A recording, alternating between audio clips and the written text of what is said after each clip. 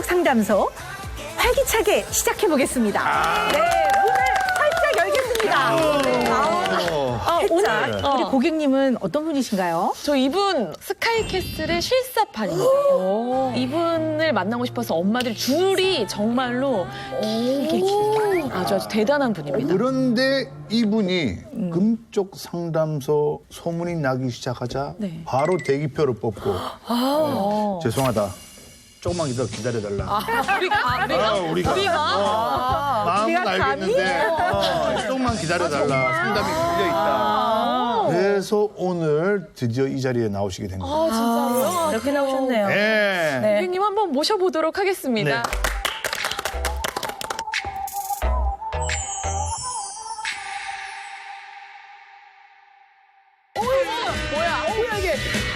정말? 어와둥둥 내 사랑 어여쁜 내 사랑 천년만년 너만 사랑할 거야 어와둥둥 내 사랑 어와둥둥 내 사랑 영원한 나의 사랑아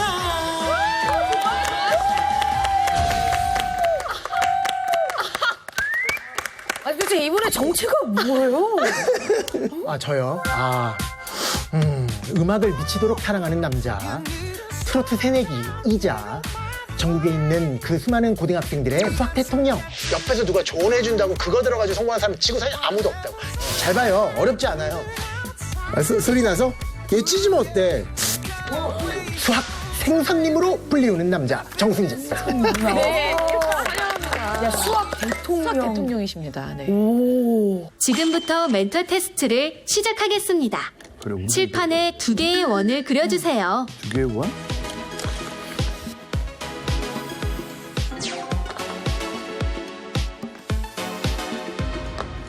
전까지 찍으셨네. 중심이 같습니다. 얘가 중심입니다. 반지름만 다릅니다. 저것도 약간 설명 강의처럼. 이걸 동심원이라고 부릅니다. 동심원이요? 예.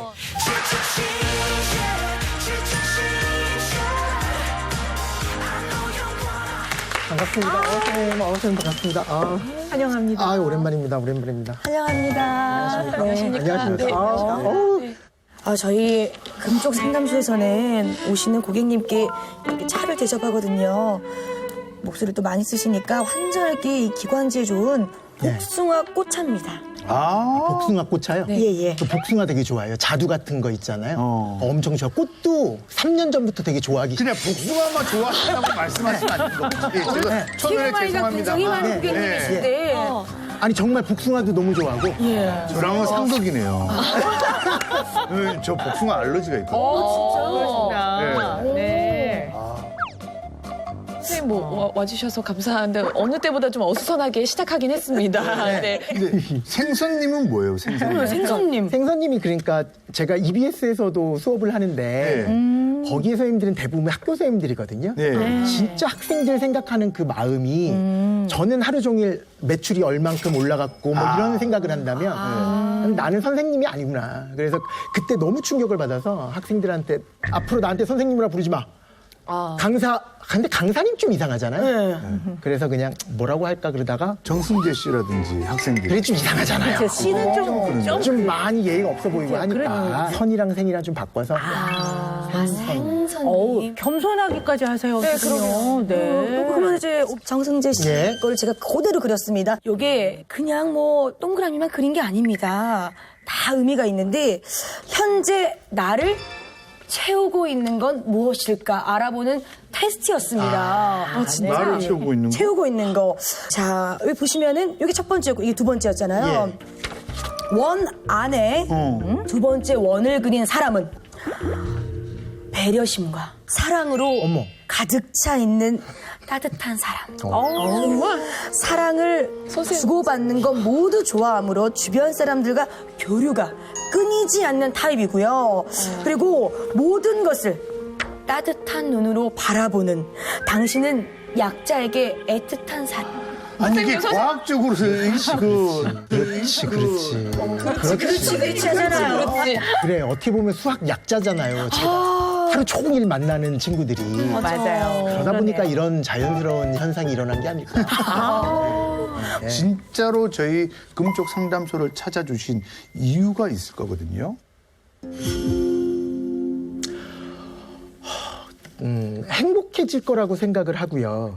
제가 30살 초반에 인터넷 강의를 대비해서 벌써 한 10년 전 그것도 한 번 사이트 옮기고 2번 재계약하고 진짜 정신없이 살았는데 벌써 이 나이가 됐어요. 그러니까 중간에 다 빈 느낌. 그러니까 매번 했었던 행동은 그렇게 큰 행복은 쫓지 않더라도 내게 주어진 작은 불행을 없애자.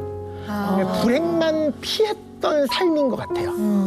남들은 뭐 어느 정도 선까지는 그 분야에서 올라갔으니까 되게 행복할 것이다라고 생각을 하지만 그리고 스스로도 불행하지 않기 위해서 최선을 다해서 산 것 같은데 불행만 피하다 보니까 오히려 행복이 더 멀어진 게 아닌가 이런 생각이 들어서 지금을 느껴보면 정말 허무한 인생인 것 같아요. 근데 너무 세상에. 놀라운 게 대한민국 1등 스타 강사가 본인의 삶이 허무하다는 얘기를 듣는 게 좀 너무 놀랍네요. 사실 제가 알기로도 또 누적 수강생만 850만 원. 네. 어마어마해요. 진짜. 그만큼 수학 제자분들이 많으신 거잖아요. 예. 그런데도 행복하지 않다라고 느끼고 있다. 그러니까 그런 걸 생각하면 너무 감사하고 너무 행복해야 할 일인데 네. 이게 뭐 갑자기 뭐 복권 담정된 것처럼 갑자기 뭐 스타 강사가 되고 이게 아니라 지금 15년 동안 꾸준히 나는 모르게 천천히 올라온 거라서 이런 생각도 많이 들어요. 하루 종일 수업 준비하고 수학 문제 풀다 보면 내가 왜 이러고 있지? 내가 목표가 뭘까라는 생각. 예전에는 진짜 우리나라 1타 강사라고 얘기하는 그 스타 강사가 되는 거. 1인자가 되겠다. 그게 목표였는데 지금은 그럼 과연 뭘까? 무조건 목표는 정말 행복한 삶을 살고 싶은데 그 행복할 방법이 없다. 그래서 정말 이런 생각도 해봤어요. 정신과 상담을 한번 받아볼까? 그런데 그런 얘기도 있잖아요. 뭐 정신과 상담을 받으면 뭐 이렇게 뭐 리스트 막 빨간 줄 막 그리는 것처럼 그게 막 남는다 뭐 이런 얘기도 막 들려오고 막 그래서 진짜 수학 말고는 아무것도 모르시죠. 정신과 상담이 무슨 전문가가 아니에요. 네. 아니 그러니까 그런 얘기 좀 듣고 네, 그러니까 네. 그리고 또 제 상황이 상담을 받아야 말끔 심각한 거는 아닐 수도 있겠다. 그러니까 남들은 정말 보기에 겨운 고민이 아닐까 이런 생각도 좀 해봤고 그런데 저한테는 상당히 심각한 문제예요. 왜냐면 저는 그 진심으로 지금 공감하는 게 똑같은 고민으로 제가 상담을 했었거든요. 행복하지 지난주에. 않다. 행복함을 느끼지 못하고 있다. 저는 그게 똑같은 결혼이 거. 해답인 줄 알았는데 아니네요. 네. 저는 그럼 궁금한 게 네. 평생 불행만 피하며 살자라고 하셨잖아요. 그러면은 예. 불행을 피하기 위해서 어떻게 사신 거예요? 이쪽 업계가 좀 이렇게 경쟁이 되게 심해요. 제가 한 10년 전 정도에 이제 소속사 바꾸듯이 이게 사이트를 맞아요. 바꿨는데 그때 뭐 소송도 들어오고 아무튼 되게 복잡한 일이 많이 들어오는데 거기에 이제 기자분들이 전하는 경우가 있었는데 지금 이제 녹음이 워낙 일반화돼 있지만 10년 전에는 그런 생각도 못 하고 막 얘기했었는데 막 그게 뉴스에 막 나올 수도 있고 하기 때문에 전화를 받지 않습니다 지금. 그러니까 어떻게 보면 이런 느낌인 것 같아요. 뭐 외상후 스트레스 장애 뭐 이런 거 있잖아요. PTSD. 예, 그런 것처럼 모르는 번호는 절대 받지 않는 게 지금까지도 그렇고요. 그러니까 어떤 버릇이 생겼냐면 내가 누구한테 전화를 해주기로 돼 있는데 무슨 거절을 해야 되는 전화다. 그러면 그것 때문에 너무 스트레스를 받는 거야. 아 맞다, 그 거절해야 하는 전화해야 되는데 몇 시에 하고 어떤 식으로 얘기를 해야지 이 사람도 상처를 덜 받고 막 이런 거 하나하나에도 엄청난 스트레스를 받고 맨 마지막 매일 제가 녹화를 하니까 녹화하는 것도 엄청난 긴장감이거든요. 그거 다 끝날 때 그때부터 식사를 시작합니다. 그러니까 몸은 뚱뚱한데요. 밥은 거의 긴장 때문에 먹지를 못해요. 선생님 말씀하신 거에 저도 공감이 되는 게요. 저도 일할 때 안 먹거든요. 그러니까. 네, 유명하거든요. 네. 아. 그래서 저도 이해를 합니다. 왜냐하면 아마 굉장히 어깨가 무거우실 거고 더군다나 학생을 가르치시니까 잘 가르쳐야 되고 정확하게 가르쳐야 되고 맞습니다. 잘 격려하면서 포기하지 않게 끌고 가셔야 되니까 맞아요. 이게 어깨가 얼마나 무거우시겠어요. 그러니까 전 그 마음을 이해해요. 그러니까 사실 이제 일할 수 있는 자리가 있고 또 선생님의 강의를 듣는 학생들이 있어서 너무 행복하지만 약간 허무하고 공허한 걸 좀 느끼시는 것 같아요. 수면 내시경 한 다음에 그 회복실에서 일어나는 느낌이에요. 그러니까 벌써 끝났어 이러잖아요. 네. 안 한 것 같은데 정말 저는 아까 잠깐 얘기했지만 30살에서 지금까지가 너무 진짜 다른 나라에 온 것 같아요. 기억이 안 날 정도로. 네. 지금 생각해 보니까 저의 인생에 가장 열심히 일할 시기를 다 바친 거더라고요. 그러니까 다시 좀 어떻게 살아야 되는가를 행복해지려면 이걸 다시 한번 생각해봐야 되겠다라는 생각이 드는 것 같아요. 근데 사실 그 대한민국 일타 강사가 아무나 되는 게 아니잖아요. 정말 노력도 많이 했을 거고 뭔가 타고난 것도 있을 거고 남다른 게 있었을 것 같은데 그때 그렇게 노력했던 게 그때는 불행했었나요? 아니면 행복하셨나요? 너무 행복했죠. 그러니까 과외부터 네. 대학생 때는 시작을 하고 아, 대학생 때 또 과외하셨군요. 과외를 엄청 그러니까 항상 4개씩. 지금도 대학생 과외는 한 30만 원, 40만 원 정도 하는데 25년 전에도 그랬거든요. 그 정도 수입이면 괜찮잖아요. 그러니까 돈에 대한 개념 없이 20살 생일 때는 강남역에 어떤 클럽 하나 전체를 싹 빌려서 통대관이요? 제가 초등학교 졸업 앨범부터 시작해가지고 모든 저의 지인들한테 100몇 명씩 싹 다 보내고 식사부터 맨 마지막에 클럽까지 싹 내가 책임지는 날이다. 이야. 그렇게 막 되게 즐겁게 살았었어요. 근데 네. 제가 딱 들어보니까요. 네. 맞아요. 즐겁긴 하는데요. 네. 저는 어떤 느낌이 딱 드냐면 정말 마음을 먹고 이벤트를 하루 열어서 하루 즐거운 거지. 맞아요. 그렇게 대학생 때 과외를 4개씩 하시면 네. 친구들이랑 놀지 못하잖아요. 그 나이 때는 매일매일 놀아요. 친구랑 어디 커피숍도 가고 밥도 먹으러 가고 맥주도 마시고 소개팅도 노가리도 하고. 이렇게 까서 먹고 쥐포 맞아. 튀는 것도 먹고 맞아요. 그런 나이인데 그런 거를 경험을 많이 못 하셨겠어요. 그러니까 항상 그 누구랑 같이 어디를 가보거나 그러니까 커플로 어디를 참석해본 기억은 거의 없어요. 지금까지도 제가 여행 가고 싶으면 해외여행 같은 데 가고 싶으면 전 누구랑 가냐면 고등학교 동창인 친구 와이프, 딸, 나. 친구는 되게 좋아했겠는데 그 와이프는 되게 눈치 없게 봤겠다. 그럼 나는 되게 어색하지 않아요. 네. 지금까지 계속 그렇게 살아왔으니까. 네, 네. 근데 그런 얘기를 하면 너 뭐야 왜 인생을 그렇게 함부로 살아 뭐 거의 그런 식으로 왜 이렇게 낭비하며 사냐라는 식으로 아니요, 얘기하는 게. 그렇게 보이진 않아요. 그 낭비는 아니고요. 제가 봤을 때 성인이 돼서 자기의 삶을 주체적으로 결정할 수 있게 된 그 나이부터 현재 이르기까지 굉장히 열심히 사셨어요. 굉장히 치열하게 열심히 1초의 낭비도 없이 그렇게 사셨거든요. 그래서 어느 지점까지는 열심히 달리고 목표를 성취하기 위해서 굉장히 열심히 사셨거든요. 네. 근데 어느 순간 딱 조금 허망하다, 허무하다, 공허하다라고 느끼신 것 같아요. 그게 언제세요? 언제부터 그게 좀 확 이렇게 느껴지셨어요? 노안 오고요. 아, 그러니까 40대 초반.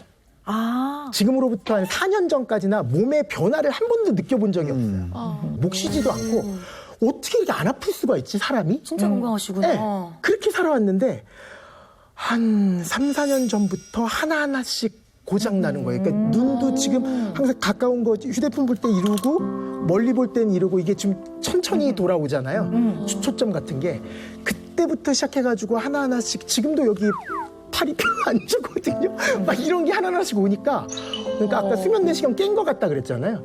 갑자기 일어나 보니까 몸이 좀 하나하나씩 좀 안 좋아지네라는 생각이 딱 들어요. 그래서 또 건강검진을 받아보면 아무런 문제는 없어요. 그런데 좀 기분상으로 그러는가 좀 이렇게 안 좋아지는 모습이 나오니까 야 아니 근데 이해가 좀 되는 게 저도 지금 여기 돋보기를 이렇게 지금 갖고 왔는데요. 예. 이게 어떻게 보면 너무나 자연스러운 에이징 프로세스죠. 이제 사람이 노화로 들어가는 가장 뭐 자연스러운 과정이긴 하지만 그것이 개인한테 주는 상징적인 의미가 있어요. 굉장한 상실감이 오고 이렇게 확 느끼는 거죠. 이게 내가 조금 몸이 이게 조금 이제 나이가 들어가는구나라는 걸 느끼고 뭐 그게 뭐 별겁니까 하지만 그게 개인한테 주는 상징적인 의미가 있더라고요. 아마 그거를 맞아요. 그 시점에 느끼시지 않았나 싶고요. 맞아요. 제가 좀 여쭤보고 싶은 거는 예. 선생님 혹시 뭐 건물 같은 거 혹시 그 무렵 좀 사셨어요?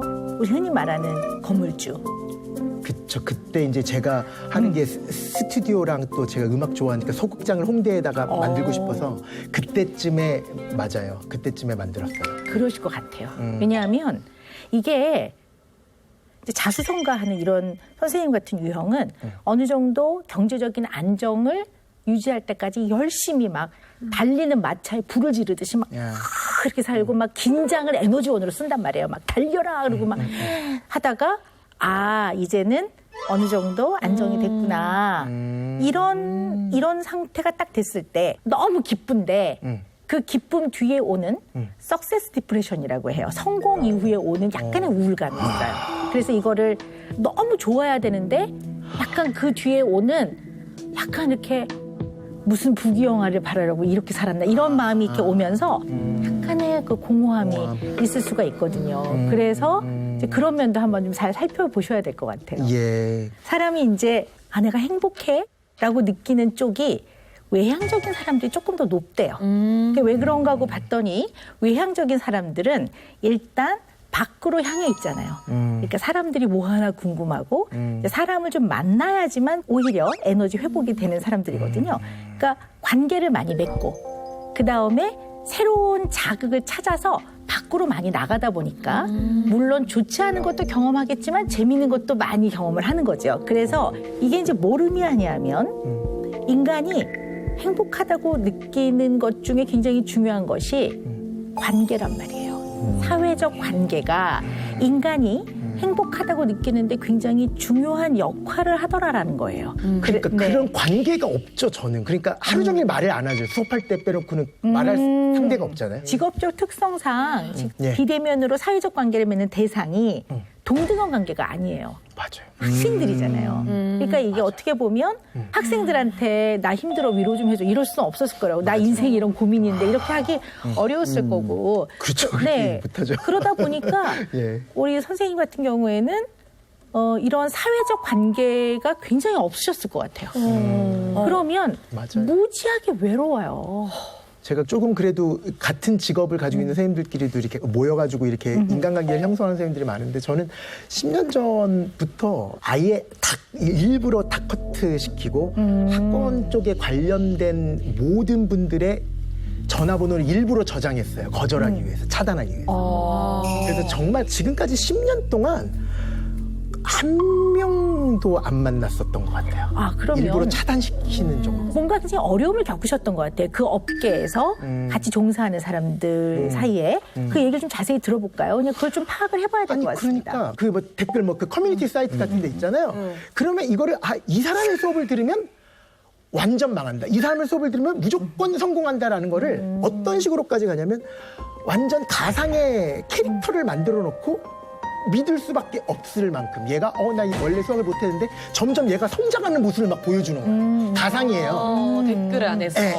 뭐 그렇게 만들 수도 있고 그거는 그래도 좀 약간 포지티브하다고 볼 수 있지만 완전 비방성으로 막 이렇게 가는 그래서 그런 느낌 자체가 어차피 나는 이렇게 생각해요. 지금도 기업에서 또는 정치권에서도 뭐 그런 역사가 있잖아요, 우리나라에. 이게 안 없어질 것 같다라는 생각도 들긴 드는데 인터넷 실명제가 아닌 이상. 그러면 그게 네. 약간 댓글 알바 같은 그런 느낌의 그런 댓글도 받아보신 거죠? 엄청 많이 받아요. 그러니까 아예 완전 다 끊어버리고 싶은 거죠. 네. 그러니까 위너스 클럽이라 그래서 제가 고3 시작할 때는 점수가 하나도 안 나오다가 막 7등급 막 이러다가 진짜 1년 동안만 제대로 공부해도 성적이 올라간다는 거를 막 임상실험으로 보여주고 싶었던 거예요. 그래서 시작했던 게 지금 한 11년째 가고 있는데 그 위너스 클럽 친구들에게 10년 전부터 뭐를 약속했었냐면 언제든지 와서 나랑 인생 상담도 할 수 있고 할 수 있는 공간을 무조건 아지트를 만들겠다. 저는 커피나 음식에 대해서 지식은 전혀 없으니까 저희 책임자분을 따로 이렇게 만들어서 그분이 다 하고 저는 그냥 하루 종일 수학만 하는데 그거를 딱 오픈하자마자 이제 커뮤니티 사이트에 정승재가 이제 그 커피집이랑 백반집에 신경 쓰느라고 수업 준비를 못 하고 있다. 더 시작을 해가지고 막 이런 이야기들. 그러니까 나는 이 업계가 저의 모든 공간이긴 하지만 한편으로는 너무 싫은 거예요. 네. 그래서 누군가가 너 왜 EBS에서 수업을 해? 너 공교육 당사 아니잖아. 너 사교육 당사잖아. EBS라는 그 일산에 거기 들어가면 온몸이 샤워하는 데 그러니까 깨끗해지는 지저분한 곳에서 깨끗한 곳으로 이렇게 몸을 씻는 느낌이 들 만큼 그래도 나는 사회적으로 좀 이렇게 별로 그렇게 달갑지 않는 시선 속에 둘러싸여 있는 이런 사교육 그것도 스타 강사 그런 업계에서 있지만 그래도 나는 가르치는 게 좋고 그런 느낌도 있는 것 같아요. 그러니까 좀 마음의 상처를 많이 받으셨군요. 네. 그런 일을 겪고 나서 네. 인간 정승재한테는 어떤 변화가 일어났습니까? 그 일을 겪고 나서. 더욱더 스스로를 그냥 가두는 것 같다는 게 이 사람들은 다 나를 끌어내리기 위해서 최선을 다하는 사람들밖에 없다라는 느낌이 드는 거예요. 그러니까 좀 방어적으로 가는 것 같아요. 난 막 그게 와, 난 정말 이거 어떻게 살아? 차라리 차단하는 게 낫지. 저도 저는 휴대전화 벨 소리를 못 해놔요. 왜요? 전화 벨 소리가 울리면 덜컥 내려앉으세요? 그래서 아예 저는 무음으로 해놓거든요. 자, 그래요? 이게 전화가 굉장히 두려운 이런 거를 전화 공포증이라고 해요. 그래서 콜포비아라고 하는데요. 소셜 앵자이티라고 하죠. 사회적 불안 중에 하나라고 보는 게 맞을 것 같아요. 왜냐하면 이게 전화는 귀신이 하지 않고 사람이 하니까. 그러니까 사람이 이 전화라는 도구를 사용해서 다른 사람과 사회적 관계를 맺기 위해서 전화를 하는 거니까. 그러니까 이제 선생님 같은 경우는 수학 영역에서야 승승장구고 성공을 이루셨지만 야생처럼 아주 치열한 경쟁 이런 데서 막 비방과 음모와 이런 것들이 난무했다면 사람의 관계를 편안하게 생각하기가 어렵고 신뢰하기가 굉장히 어려웠을 것 같아요. 더군다나 상처가 있었다면 사람을 신뢰하기가 쉽지 않았겠구나라는 생각이 들거든요. 근데 원래 그런 걸로 행복을 느끼는 사람인데 그 관계가 다 단절이 되고 사람 관계를 두려워하게 되니까 전화 같은 경우도 예전에 이제 경험상 전화를 받았더니 나한테 불행한 일이 생기네. 나한테 굉장히 상처를 주는 일이 생겼네. 그럼 이제 이 콜이 형성이 되는 거죠. 저 모르는 전화를 받는 것, 이 콜, 나한테 되게 나쁜 것. 그러니까 이제 딱 그 공식이 딱 성립이 되면서 안 받고 싶으신 거죠. 네. 이게 오버 제너럴라이제이션이라고 하는데요. 이게 과일반화가 조금 과일반화. 과도하게 일반화시키는 거라고 하는데요. 이게 예를 들면 뉴스에서 어떤 사건이 벌어졌어요. 버스를 탔더니 뭐 이런 사고가 났다. 뭐 택시를 탔더니 이런 사고가 났다. 뭐 이러면 그 다음에 이제 절대 버스를 안 탄다든가. 맞아, 그런 사람들 많아요. 이런 것들이 본인을 보호하기 위해 불안이라는 기전을 사용하지만 이 불안이 높아지면서 완전히 안전하다고 느껴지지 못하는, 담보하지 못하는 상황에 다 그것을 적용해서 과도하게 일반화를 시키는 거라고 볼 수가 있죠. 네. 그것도 나아질 수 있는 거죠, 그러니까. 그럼요. 제가 사전에 좀 간단하게 MMPI라고 그 문장 무지하게 문제수 많은 거 하셨잖아요. 제가 했었던 거예요? 네네. 이제 그거 살펴보니까 예. 어떻게 나오던가요? 선생님은 어떤 정말 너무 궁금해요. 궁금하시죠? 네, 어떤 분이시죠? 간소리인가요? 나아질 가능성을 보는 게 우리 선생님이 뭐 그냥 검사에서 나온 것만 가지고 얘기를 좀 해보면요. 굉장히 섬세한 분이시더라고요. 네, 그러니까 마음이 굉장히 섬세하고 감수성이 굉장히 높고 예술적이시고 네, 창의적이시더라고요. 그래요? 네, 그리고 여리시더라고요, 마음이. 선생님의 특성이 굉장히 이렇게 정확해야 되고 또 수학을 또 전공하셨으니까 그래서 이렇게 정확해야 되는데 가장 정확하게 측정하기 어려운 게 인간이에요. 인간의 마음은 정확하게 측정하기가 어려워요. 수치가 안 나오지. 네, 수치가 안 나오는 거거든요. 그러니까 정확성이 담보가 안 될 때는 약간 걱정이 되고 불안한 것 같아요. 뭐 예를 들어서 사람들이 이렇게 미묘한 자극을 딱 준단 말이에요. 근데 그거에 또 예민도 하시고 예민하다는 게 나쁜 뜻이 아니라 굉장히 센시티브하게 놓치지 않고 잘 받아들이시는데 또 영향도 받으세요. 그런데 마음에 또 나를 싫어하나 봐 이렇게 영향도 받으시기 때문에 그러니까 같은 과 그래서 좋겠어요. 저는 쌤이랑 방송을 한 1년 반 같이 했기 때문에 쌤이 저에 대한 성향을 잘 알고 있죠. 네네네. 그런 아주 비슷한 면이 있으세요. 그래서 이게 어떨 때 살짝 선을 넘어가면 좀 긴장되고 불편한 거죠. 그래서 조금만 덜 하면 굉장히 좋은 장점인데 왜냐하면 둔하지 않고 배려심도 많고 남을 절대로 마음 상하지 않게 하고 이렇거든요. 그 정도까지는 조금 낮추면 참 좋을 것 같아요. 뭐 이 세상에는 그런 사람도 있고 저런 사람도 있는 거지라고 그냥 넘겨야 되는 건데 그걸 네. 가지고 너무 크게 해석도 하고 네. 내가 이렇게 살면 안 네네, 되는가라는 네. 생각도 막 들고 네. 내가 잘못하고 있는 건 뭐 이런 느낌으로 네, 계속 네. 아니, 근데 선생님인데 선생님이 네. 네, 맞아요. 아니, 맞아요. 아니 저의 얘기를 하는 건데 약간 오늘 느낌이 용하고 호랑이 싸움 같은 느낌처럼. 굉장히 습득력이 빠르세요. 인지적 습득력이 굉장히 빠르신데요. 그래서 머리로는 팍 알아들으셨는데 내 사람이 마음으로. 생각과 마음이 좀 다른 영역이라. 이게 너무 어려워요. 네, 맞아요. 네. 맞아요. 그래서 이제 그런 걸 조금 머리로만이 아니라 마음 깊이 그렇지. 이렇게 되면 좀 한결 좀 도움이 될 것 같은데요. 네. 초반부터 무슨 말씀을 진짜 여러 차례 수차례 하셨냐면 그래서 저 되는 건가요? 간섭인가요? 극복할 수 있는 방법은 그것도 나아질 수 있는 거죠, 그러니까. 그럼요. 계속 아니 되는 거예요? 어떻게 제가 되는 생각하기에는 이제 온영 쌤한테 답을. 그래서 이 문제의 답을 뭘까요? 나아질 수 있나요? 빨리 결론 내려야 저는 어떻게 될까요? 맞네. 계속 그거를 계속 하시면서 점점점 다가가고 계세요. 지금. 이거 무릎에 앉겠어요. 근데 이제 답을 예. 드려야 될 것 같아요. 그래야지 좀 편해지실 것 같아요. 네, 네. 숫자적으로 수치로 제가 대신할 수는 없지만 네. 원래 사람의 이런 불안은 정서의 영역이잖아요. 네. 근데 이 마음을 다루는 거는 죽을 때까지 발달하거든요. 그러니까 오늘 하나를 배우면 어제보다 내일이 나아요. 그건 분명하거든요. 예, 예. 그리고 어떻게 보면 좀 편안하게 사람과 교류하고 또 이렇게 마음을 툭 터놓고 이런 경험이 굉장히 없으셨던 것 같아요. 그럼 이제 그거를 경험을 하면 경험이 쌓이면서 늘어요. 사회적 관계를 맺는 게 느는데요. 우리가 평생 태어나서 죽을 때까지 정말 밀접한 나의 정서적 안정과 안전을 제공하는 대상자는 2, 3, 4명 정도이다. 그래서 결혼을 하신 분은 배우자가 되는 것이 좀 그래도 좀 훨씬 바람직하다고 보는데 어릴 때는 부모이고요. 네. 그러나 뭐 아주 친한 친구 또 가까운 사람 사회에서 만나도 굉장히 가까워지는 경우가 있기 때문에 이런 아주 의미 있는 이제 밀접한 관계를 맺는 게 필요하실 것 같아요. 그럼 그런 걸 늘려야 되는 건가요? 그런 사람들을 좀 더. 네. 눈이 막 깜짝깜짝하세요. 늘리면 되는 건가요? 네. 근데 이제 저는 또 하나 추천하는 거니 그냥 뭐 연인이 생기셨으면 좋겠다는 생각도 하고요. 개인적으로는요. 이제 선생님께는 가까운 사람한테 네. 손편지를 써라라는 게 이제 제가 드리는 매직입니다. 손편지? 네, 손편지. 너무 부담을 갖지 마시고요. 제가 손편지 쓰라고 하는 거는 이렇게 머리에 가만히 떠올려 보면 한번 연락해봤으면 좋겠다는 사람이 있을 거란 말이에요.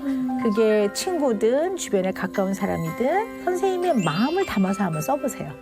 보통 우리는 보고 싶은 사람한테 전화를 해요. 예. 그래서 야 뭐해? 야 진짜 얼굴 보고 싶다. 이렇게 하는데 선생님은 콜포비아가 있으시니까 맞아요. 그거 대신에 상대한테 전하고 싶은 특히 그 마음을 뭐 엽서나 간단한 카드나 몇 명한테? 네. 행운의 편지가 아니에요. 영국에서 시작된 편지가 아니고. 그 느낌은 쌤 있더라고요. 제가 올 아내 생일날 2달 전에 손편지를 썼어요. 네. 그럼 뭐 12년이나 살았는데 무슨 뭐 또 할 얘기가 있을까 싶었는데 네네. 내가 무슨 말을 써야 될까 보다는 쓰다 보니까 제 감정이 써지더라고요. 네, 그러면서 한 4장을 꽉꽉 채웠거든요. 네, 그것도 모질했는데 손편지 쓰다 보니까 이성적인 논리로 칠판에 써내려가는 게 아니라 내 감정을 써내려가니까 훨씬 좀 네. 솔직해지고 네, 그래요? 솔직해지고 네, 네. 괜찮더라고요. 네, 가까운 사람과 마음과 마음을 나눌 때 거기서 나오는 힘은 대단히 큽니다. 네, 본인의 마음을 보는 그런 기회, 객관화. 네, 알게. 그런 어떤 경험 이게 되게 중요할 것 같아요. 정말 저는 오늘 진짜 상담하러 나왔거든요. 방송하러 나온 게 아니라. 그래서 되게 막 이렇게 적극적으로 이렇게 여쭤보고 이렇게 했었던 건데, 좀 앞으로 내가 어떻게 마음가짐을 가져야 되고, 사람들을 마음으로 대해야 되는지, 이런 생각하면서 앞으로 잘 한번 살아보도록 하겠습니다. 네. 주변에 좋은 사람 많습니다. 그러니까. 네. 감사합니다. 자, 주세요. 너무 저희 감사합니다. 금쪽 상담소의 히든 카드죠. 정말 이 금쪽 같은 은영 매직을 항시 잊지 마시라고 우리 정승재 고객님만을 위한 선물을 준비했습니다. 아, 정말요? 자, 여기 있습니다. 와, 오늘도 있네요. 어디에서도 구할 수 없는 거잖아요. 그럼요. 너무 행복해. 네, 저도 기쁩니다. 아우, 감사합니다. 오은영 선생님의 솔루션.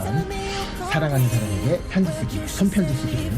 그래서 편지지를 한번 제가 사봤습니다. 지금부터 편지를 한번 써보도록 하겠습니다. Now you say you're done. Stop telling me what I need, baby. If you're over me, there you go, there said it. Don't look at me, I'm offended. You play games till it ended. 이번 주 고객님은 좀 심사숙고 끝에 우리 상담소를 찾아주시겠다고 결정하신 분입니다. 좀 설레면서 맞아보도록 할게요. 자, 나와주시죠. 네.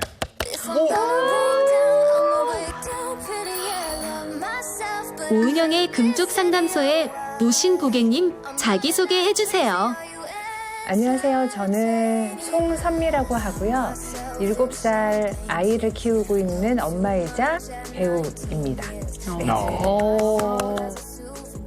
지금부터 멘탈 테스트를 시작합니다.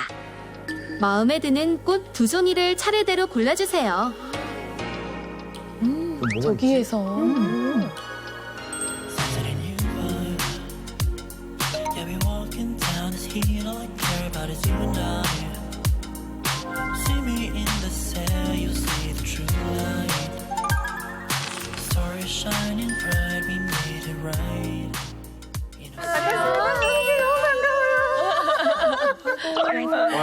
고맙습니다. 환영합니다. 감사합니다. 한 잔. 이거 드시면서 심신 안정을 위해. 제가 알기로는 송선 씨가 굉장한 우리 오은영 박사님의 광팬이라. 네. 예, 그죠? 예. 너무너무 좋아요. 제 딸도 자기도 좋아해요. 더더더 어깨가 무겁습니다. 이거 열심히 하겠습니다. 아니 그리고 네. 또 부적처럼 들고 다니는 게 있다면서요? 선생님 책.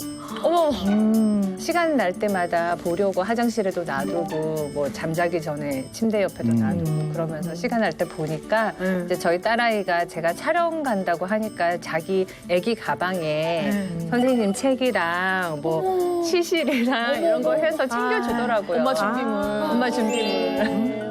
그랬어요. 저 사실 언니랑 좀 개인적인 인연이 있어요. 네. 한 10여 년 전에 자매로 나온 적이. 드라마에서? 네네. 큰언니는 뭐가 후회스러운데? 혜원아, 나한테 다른 남자 절대 없어. 저는 언니 보러 오늘 나왔습니다. 네. 같이 선생님 보러 나왔어요.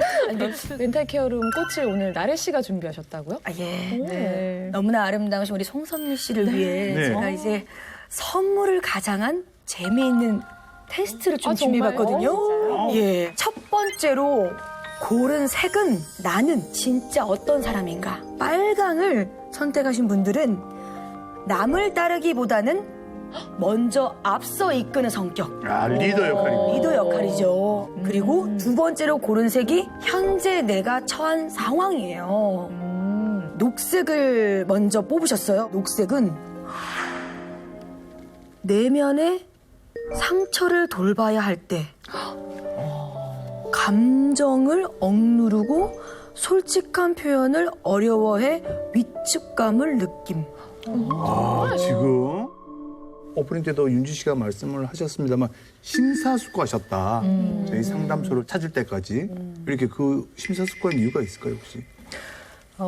이제 아이가 7살이 되고 이제 초등학생을 가야 되는데 그 나이가 이제 되니까 제가 걱정이 하나 되더라고요. 이제 제 직업이 연기를 하는 일이고 연기가 끝나고 집으로 돌아가면 그냥 일반인 송선미로서 살아간다고 생각을 하거든요.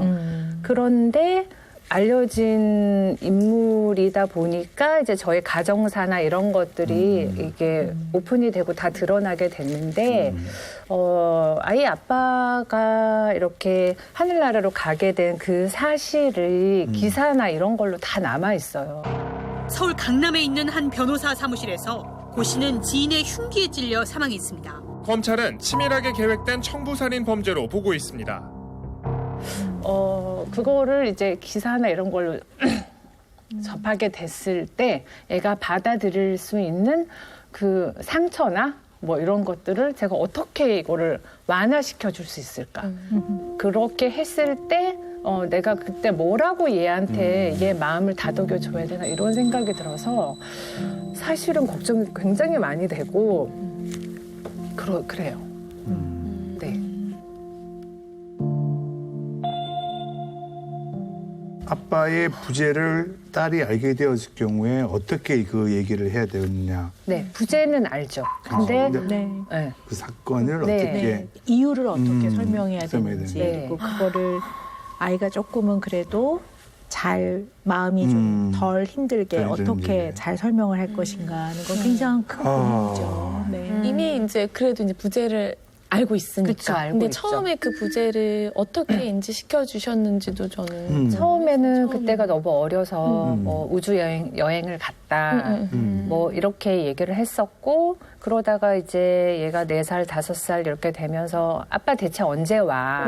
아빠는 왜 안 오는 거야? 그런 얘기를 계속 했었고 그리고 6살쯤 됐을 때는 아빠가 있는 그 친구들을 굉장히 부러워했었고 그랬는데 지금은 7살이 됐을 때는 그냥 좀 인정을 하기 시작한 것 같아요. 그 상황을 인정을 하고 그래서 며칠 전에 이런 얘기를 했어요. 그 아침마다 제가 이제 그 어린이집 갈 때 데려다 주는데 엄마 그 내가 편지를 써서 놀이터에 이렇게 붙여놓으면 그 바람이 그 하늘나라로 그 편지를 가져다 줄까? 이런 얘기를 하더라고요.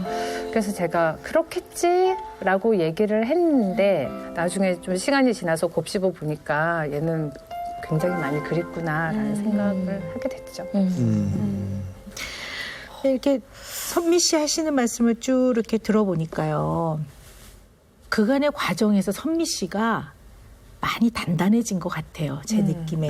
왜냐하면 이건 한 가족의 너무 아픈 이야기예요. 근데 이제 이거를 담담하게 이렇게 말할 수 있다라는 거는 그간 몇 년간의 선미 씨가 굉장히 많은 여러 가지 이유로 많이 단단해지신 거예요. 이건 정말 제가 너무너무 칭찬을 드립니다. 너무너무 박수를 드리고 격려를 드립니다.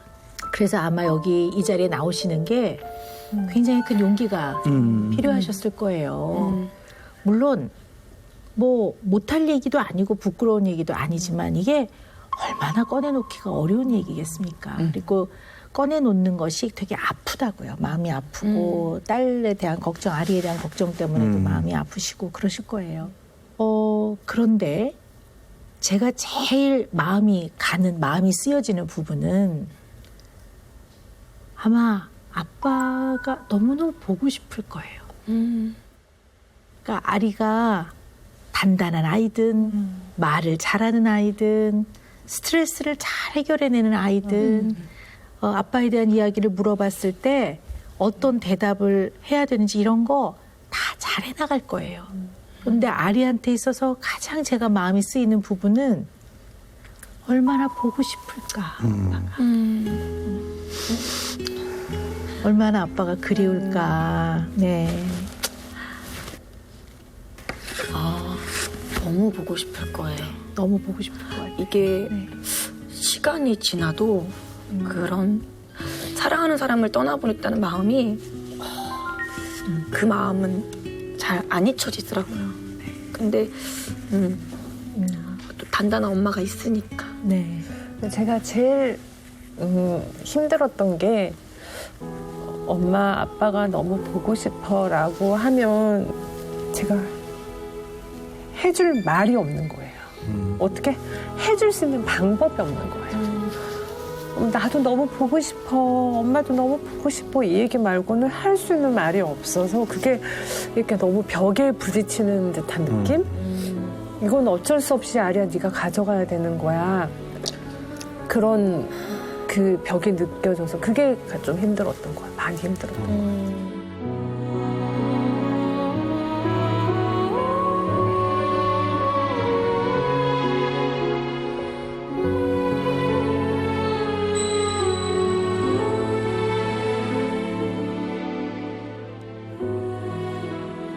아리라는 아이가 좀 어떤 아이인지 우리가 잘 이해하면 훨씬 더 우리가 아리한테 도움이 되도록 이야기를 해볼 수 있을 것 같아요.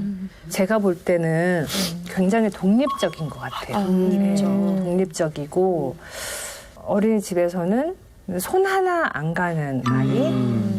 그리고 선생님이 하지 말라고 하는 거는 너무 말을 잘 듣는 아이. 그리고 제가 뭐 일을 하거나 그럴 때 뭐 할머니한테 잠깐 맡기고 이러면 내가 없으면 혼자 너무 잘하는 아이. 그래요.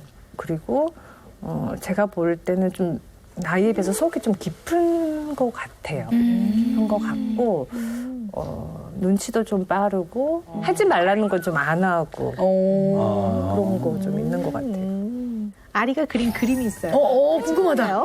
네. 그림 잘 그리는데? 자, 일단 첫 번째 집 그림을 보면은요. 아리가 이렇게 기와를 굉장히 자세하게 그려놨어요. 지금 보면은요. 지붕이 빨간색. 네네. 세모난 지붕에 약간 좀 뾰족하고 그다음에 이제 기와를 아주 자세하게 그려놨는데요. 이런 것들이 약간 내면의 긴장감이나 불안감이 조금 있나 하는 걸 좀 잘 볼 필요가 있고요. 그다음에 이제 사과 열매나 열매를 많이 다는 거는요. 굉장한 그 애정과 사랑에 대한 욕구, 날 조금 더 사랑해 주세요. 그리고 약간 의존 욕구, 네, 나 좀 이렇게 더 돌봐주세요. 뭐 이제 이런 욕구들을 좀 표현하는 거라고 볼 수가 있어요. 근데 이제 어린 아이들은 나이상 그럴 수 있다고 보는 거죠. 그다음에 이제 그 밑에 그림은 엄마 아빠 자기를 그렸어요. 가족화를 그렸는데요.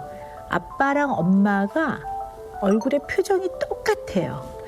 어쩌면 눈을 다 이렇게 감고 웃는 얼굴로 그린 게 약간 아리가 눈을 이렇게 딱 응시하고 서로 눈을 이렇게 보는 거, 이렇게 보는 거 이런 거에 조금 예민한가 뭐 이런 생각도 그림에서 좀 해봐요. 그게 이제 눈 맞춤을 싫어하는 게 아니라 눈 맞출 때는 이렇게 굉장히 강렬한 시각 자극이거든요. 이렇게 보는 것이 타인의 표정에 굉장히 예민하다든가 다른 사람이 나를 어떻게 보는지에 굉장히 신경을 많이 쓰는 아이들은 이런 것들이 어떨 때는 좀 약간 불편해할 수도 있거든요. 원래 아이들이요. 자기 가장 옆에 있는 사람이 정서적으로 제일 가까운 사람이에요. 아리 옆에는 누가 있습니까? 아빠가 있네. 그리고 아빠가 가장 중앙에 있어요. 그러니까 아리는 마음적으로는 아빠를 굉장히 가까운 사람이라고 생각하고 있네요. 그러니까 아리의 마음 안에 이미 아빠가 아주 중요하고 가까운 사람으로 자리를 잡고 있어요. 실제 안 계시잖아요. 떠난 걸 알고 있다고요, 아리가요. 그러나 아리의 생각과 내면 안에는 가족 그러면 당연히 아빠가 포함돼요. 근데 사실 어린이집도 다니고 하면 다른 아빠들도 다 아기가 볼 거 아니에요. 그렇죠? 네네네. 그럴 때는 그 아기의 반응은? 저도 사실 엄마가 처음이다 보니까 잘 몰랐어요. 아빠라는 인간상을 아이한테 보여주고는 싶은데 보여줄 수는 없으니까 친구 아빠들이 좋은 분들이 많으니까 딸아이랑 친구들이랑 놀 때 같이 또 아빠처럼 이렇게 케어해서 놀아주고 이렇게 생각을 했었는데 같이 이렇게 그 경복궁에 놀러를 간 적이 있어요. 한참 그 아이들이랑 막 이렇게 놀고 아빠들도 같이 와서 놀고 이렇게 했는데 갑자기 나 집에 갈래 그러는 거예요. 그래서 집에 간다고 갑자기 그래서 그래 그럼 집에 가자 하고 주차장 이쪽이야 가자 하면서 갔는데 가면서 막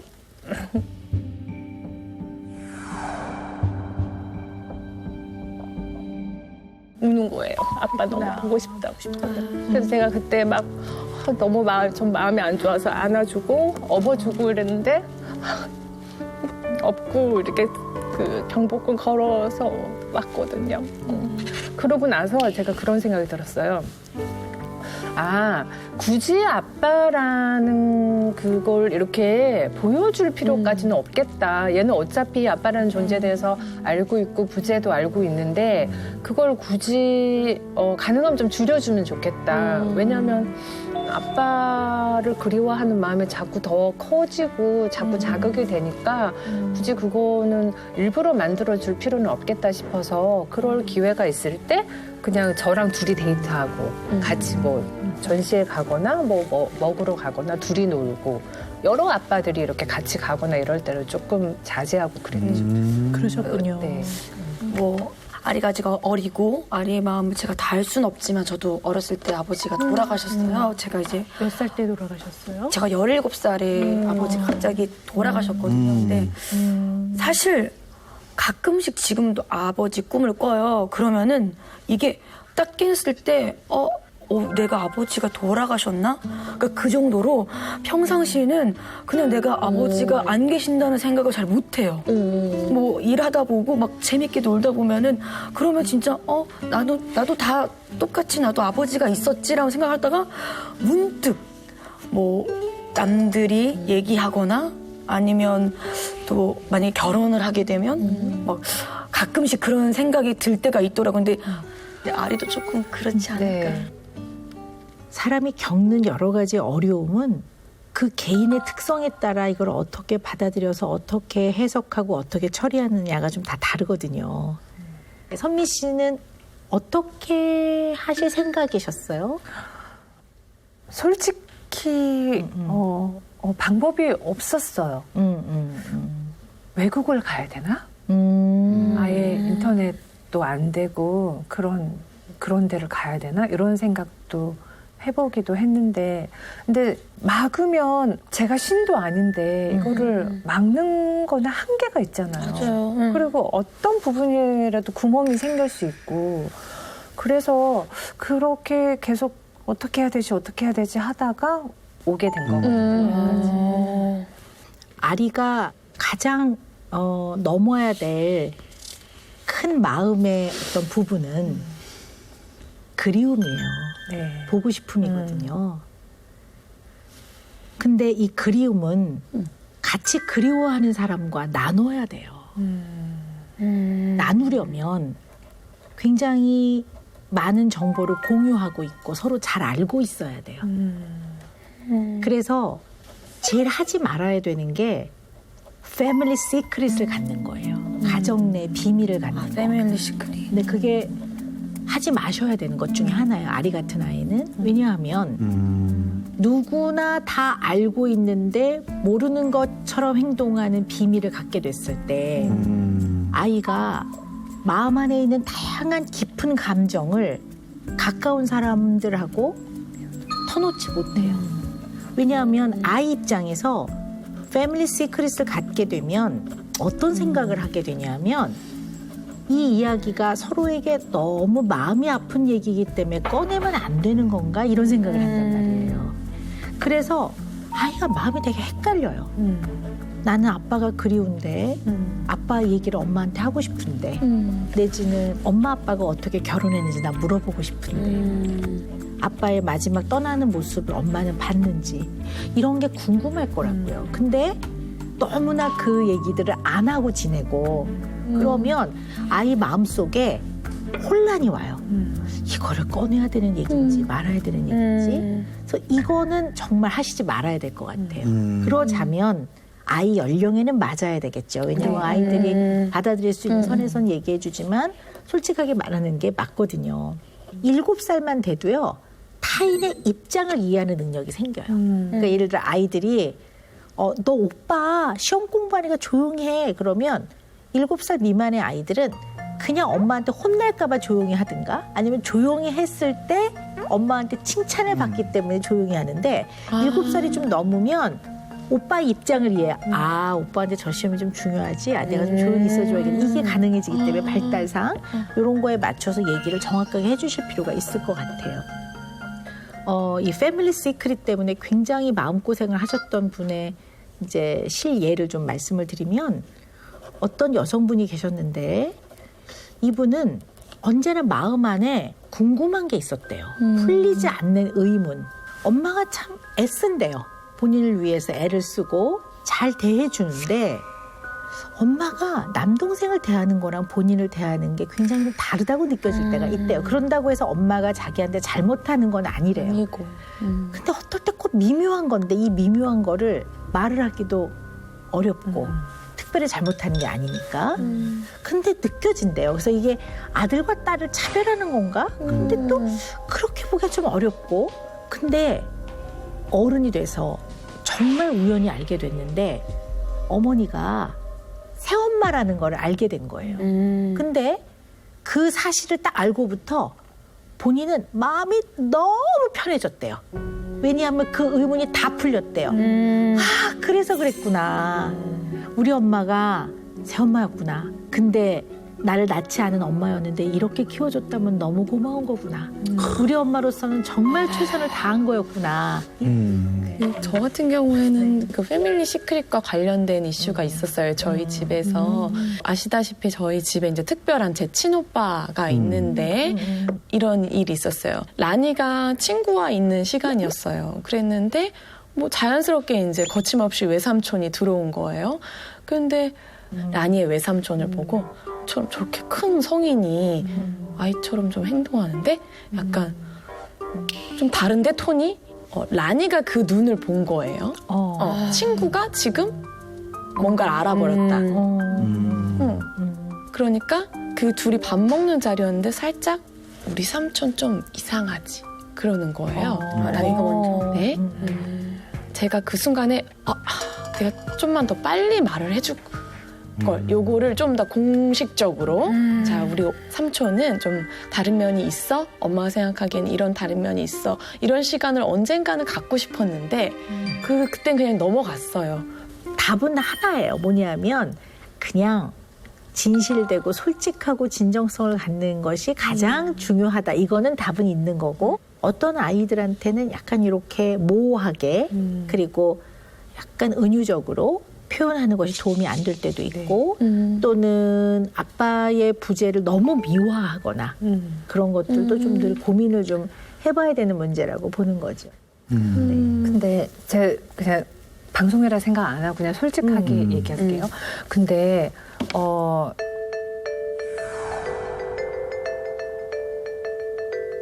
아빠한테 일어났던 이 사건에 대해서 맞아요. 난 제가 어떻게 표현을 해줘야 될지 모르겠는 거예요. 혈연 관계에 있는 사람이 어떤 물질적인 욕심 때문에 아빠한테 본인이 직접 한 것도 아니고 다른 사람을 시켜서 이걸 했다. 그랬을 때 얘는 아직 어린데 그 사람에 대한 긍정적인 반응이 아닌 부정적인 마음을 가져야 될까? 또는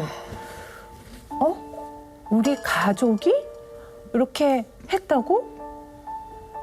그러니까 제가 이거를 어느 부분에서 어디까지 어떻게 표현을 해줘야 될지가 그걸 모르겠어요. 너무나 현실적인 고민이실 것 같아요. 이 사건이 결국 그 재판을 통해서 판결이 났죠. 네. 네. 그 가해자는 지금 어떤 판결을 받았나요? 가해자는 그 무기징역으로 네. 있죠. 판결이 났고 네. 실제로 그 행한 가해자는 그 사람은 아마 15년인가 되겠다. 네. 그걸로 어찌 그 억울함이나 이런 게 상쇄가 되겠습니까마는 아이가 이 사건을 알게 됐을 때 선미 씨가 뭘 걱정하신지 제가 알거든요. 말씀하신 대로 아이가 얼마나 세상에 대해서 불신과 두려움을 갖게 되겠습니까? 차라리 엄청나게 싸우다가 어떻게 사고가 났다 이것도 아니고 정말 전혀 예측하지 못하는 상황에서 범죄의 피해자가 됐을 때 그 가족들은 엄청나게 공포스럽고 두렵거든요.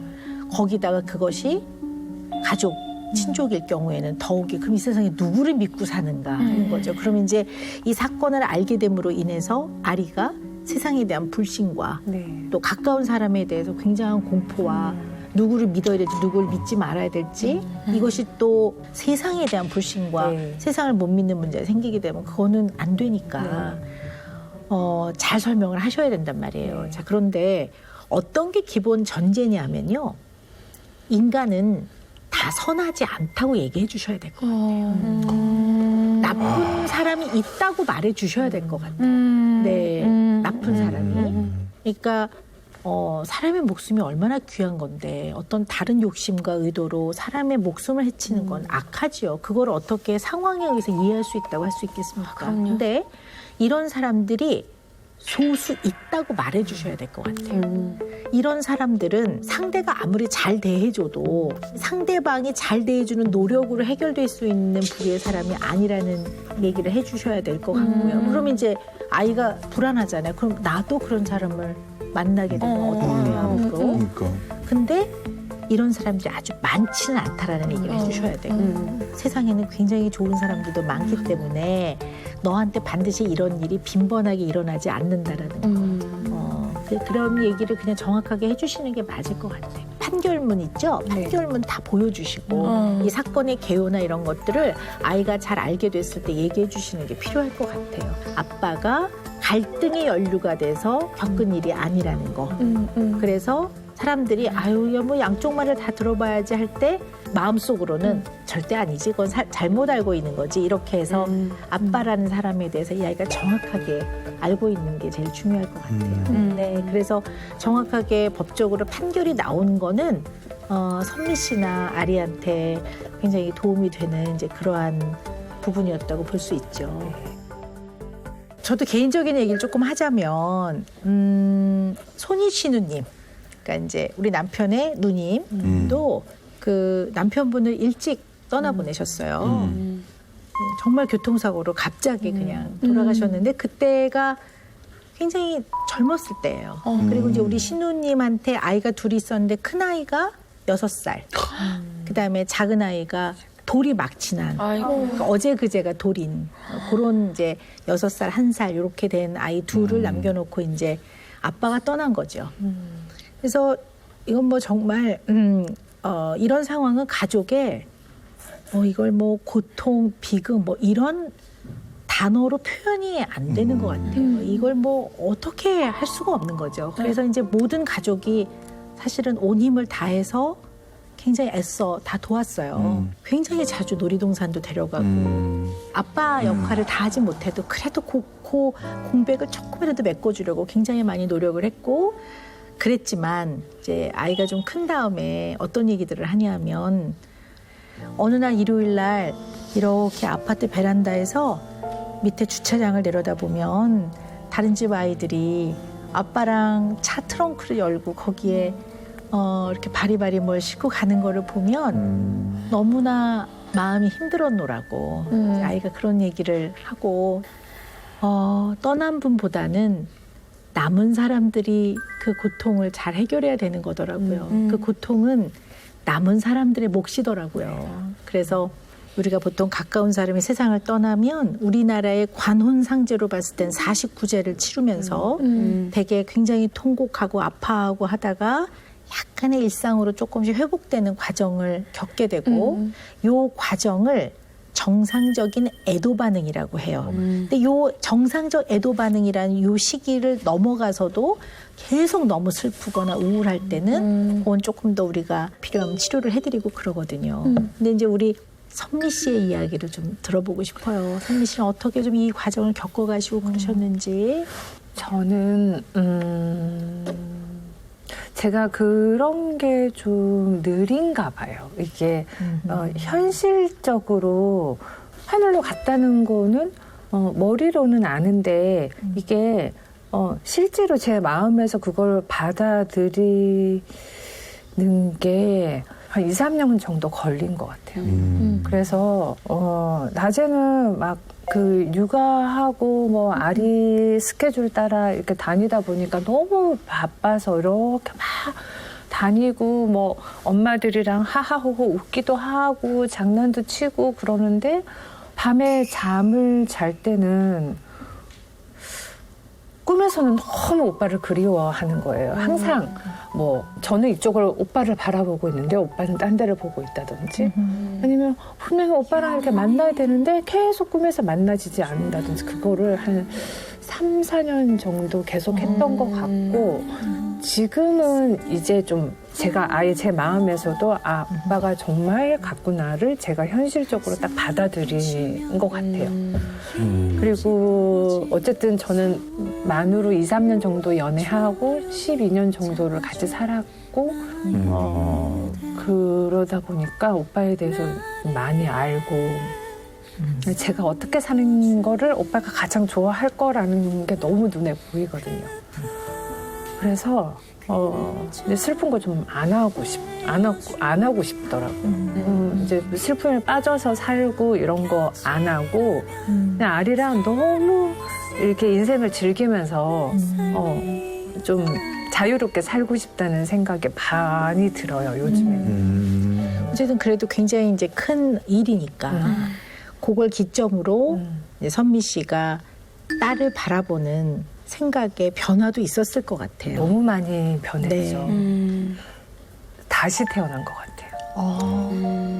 왜냐하면 그런 일을 겪기 전에는 약간 그 동화책 내용처럼 약간 온실 속에 사는 그냥 예쁜 그냥 선미로서 그냥 살았던 것 같아요. 근데 지금은 다른 사람들이 보여요. 저만 보이는 게 아니라 다른 사람들에 대한 애정이나 그런 것도 너무 이렇게 느껴지고 어떻게 보면 제가 지금 이 나이에 세상을 막 알아가는 듯한 느낌이 들어서 너무 좀 설레기도 하고 이렇게 그걸로 인한 아드레날린 이런 것도 좀 분출이 되는 것 같고 그리고 앞으로 아리랑 같이 살아갈 날들에 대한 살랑살랑 부는 그런 마음도 좀 있고 그런 것 같아요. 네. 선미 씨 얘기 들어보니까 저는 자식의 입장으로서만 생각을 했거든요. 근데 오늘 처음 엄마의 얘기를 처음 들은 거예요. 근데 사실 저희 엄마도 엄청 너무 얌전하신 분인데 아버지가 돌아가시고 제 눈에는 엄마가 전사처럼 변한 거예요. 그래서 지금도 얘기를 하세요. 친척분들이 너네 엄마가 이런 사람이 아니었는데 이렇게 확 바뀌었다고 너네 때문에. 근데 옛날에는 몰랐어요. 근데 나이 먹고 보니까 엄마가 정말 많이 고생했구나. 우리 때문에. 너무 미안하더라고요. 그래서 엄마한테 잘해야겠구나라는 생각이 들고 사실 그런 생각만 갖고 있었는데 엄마의 마음을 한 번도 여쭤본 적이 없었어요. 저희끼리도 그냥 암묵적으로 그런 게 있었던 것 같아요. 아, 이 얘기는 꺼내면 안 되는 얘기. 매번 아버지의 기일을 지내지만 왠지 이 얘기를 꺼내면 엄마의 단단하게 갑옷을 입고 있는 전사에 그냥 속살을 찌르는 것처럼 될까 봐. 근데 저희 엄마가 같은 마음인지 모르겠지만 왠지 조금 이해하는 시간이 된 것 같아요. 엄마를. 이 2017년도 MBC 연기대상을 우리 선미 씨 받으셨잖아요. 그때 수상 소감을 제가 들었거든요. 그때 들을 때도 굉장히 마음에 깊이 와닿았는데 이번에 제가 이제 선미 씨를 만나니까 다시 한번 이제 그것을 찾아서 다시 한번 봤어요. 제가 어려운 상황에 처하다 보니까 이 땅에서 혼자 아기를 키우고 있는 싱글맘들에게 힘내라는 얘기 전하고 싶고요. 하늘에서 보고 있을 저희 신랑을 위해서 꼭 한마디 하고 싶은 얘기가 있습니다. 정의는 꼭 이루어지고 밝혀진다는 얘기를 하고 싶고 적어도 저는 제 딸에게 그런 대한민국을 물려주고 싶습니다. 저는 그래서 선미 씨가 개인의 아픔에서 시작이 돼서 굉장히 많은 고민과 또 아이를 키우는 엄마로서 이 아이에게 어떤 것들을 물려줘야 되는가 하는 굉장히 많은 고민 끝에 이제는 선미 씨의 행보가 굉장히 좋은 선한 영향력을 줄 수 있을 거란 생각을 합니다. 네. 감사합니다.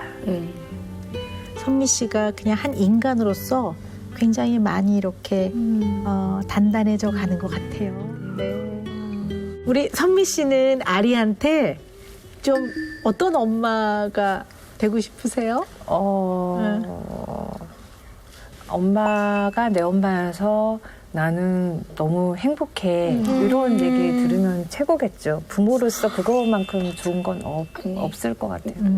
선미 씨를 만나 뵈니까 너무 좋은 면이 많은 분이시네요. 네. 그리고 어쩌면 아이들한테 있어서 어떤 부모가 가장 아이들이 원하는 부모일까 생각을 해보면 맛있는 음식을 해주지 못해도 놀아주지 못해도 어떨 때는 소리 지르고 화를 내더라도 그냥 아이들 옆에 잘 있어주는 그런 엄마, 아빠를 가장 원할 것 같아요. 그래서 우리 선미 씨는 지금 꿋꿋하게 아리 옆에 잘 있어주고 계시고요. 거기에다가 더하기 이렇게 열심히 노력까지 하십니다. 네. 그래서 아리한테는 아마 지금 현재 이 세상에서 가장 소중한 대상이 선미 씨일 거예요. 그래서 많은 사람들은 용기를 내라고 그 마음의 고통, 어려움을 극복하세요 이렇게 얘기하는데요. 저는 그렇게 말씀 못 드리겠어요. 극복이 쉽지 않습니다. 그냥 사람은 그냥 매일매일을 내가 할 수 있는 역량에서 그냥 하루하루를 겪어가는 거죠. 네. 겪어가다 보면 이해될 때도 있고 또 내면이 조금 단단해질 때도 있고 우리 선미 씨가 그런 과정을 쭉 해나가시는 것 같아요. 그래서 오늘 말씀하시는 걸 보니까 이 사랑하는 남편을 이제 먼저 떠나보낸 그 슬픔에 대한 건강한 애도를 잘 하신 것 같아요. 그래서 건강한 애도 반응을 건강하게 잘 마치시고 아리의 엄마로서 그리고 배우 송선미로서 뿌리를 잘 내리고 계시는 것 같아서 제 마음이 좋습니다. 네. 선생님 말씀을 들으니까 더 자신감도 더 많이 생기고 용기도 더 많이 생기는 것 같아요. 네. 오늘 고민 가져오신 송선미님에게 오늘 은영쌤의 매직은 무엇인가요? 네.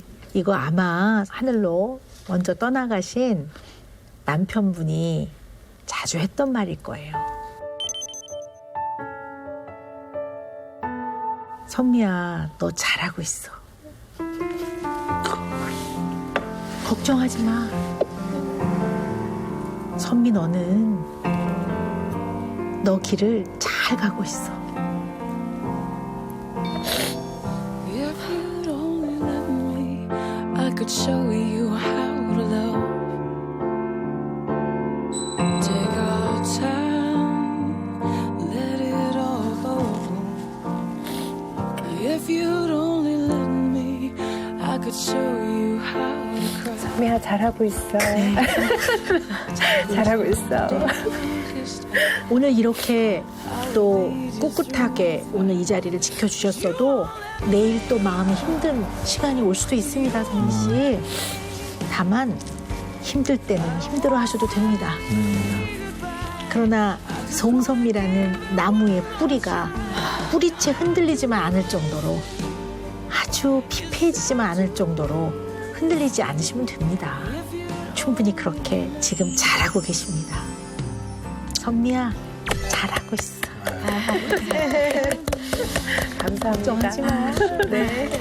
마지막으로 저희 금쪽 상담소에 마지막 선물이 있어요. 나래야, 너 코 한 번 풀고 얘기하자.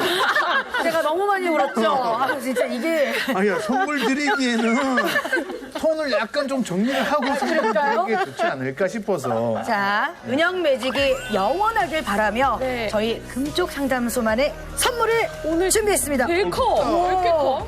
오늘 준비했습니다. 되게 커. 왜 이렇게 커? 우와, 진짜 커. 이게 뭐야? 이거 아리랑 사용하시는 걱정하지 마, 잘 가고 있어. 네. 무슨 말을 하기가 조금 두려울 때가 되게 많아요, 와이프한테. 당신은 그런 거 못해. 됐어, 내가 알아서 할게. 연기나 잘해. 하면 이혼이야. 이러면 내가 왜 가족을 꾸려서 살고 있는 건가? 이런 생각이 들 때가 있어요. 말씀을 다 들어보니까요. 지금 딱 드리고 싶은 얘기가 있어요. 뭐냐면 Something in your eyes makes me wanna lose my 채널 A